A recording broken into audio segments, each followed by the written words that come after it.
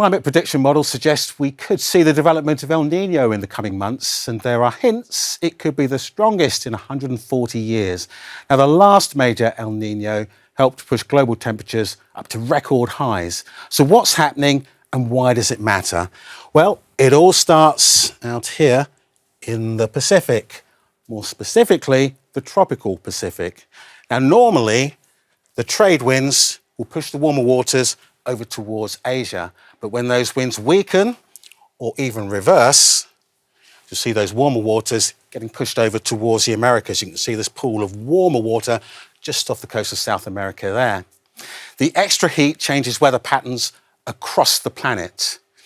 Now, here's a cross-section of the Pacific, and you can see scientists have been watching unusually warm water building beneath the surface for some months now. That's the normal setup, warmer water over towards Australia. And we've got warmer water in the El Nino event getting pushed over towards South America.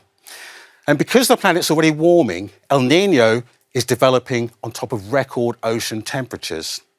Now, El Nino doesn't affect everyone in the same way. Parts of South America often become wetter, as you can see here, and parts of Australia and Southeast Asia, they become drier, drought, risk of bushfires. And in some parts of East Asia, East Africa, they see an increased risk of flooding, and the Indian monsoon, well, that may well be somewhat weaker than usual. And even this year's hurricane season is likely to be somewhat quieter than normal. Of all the hazards, the biggest concern is heat. And the UN warns El Nino could push temperatures higher nearly everywhere. And that raises the risk of droughts, water shortages, and crop failure. If El Nino does strengthen, the weather around the world could become even more extreme, and the months ahead, we could well see those temperatures continuing to rise. Forecasters believe El Nino could peak by September or October and continue into next year. Exactly how strong it becomes remains uncertain, but one thing is clear. When the Pacific Ocean changes temperature, the entire world pays attention.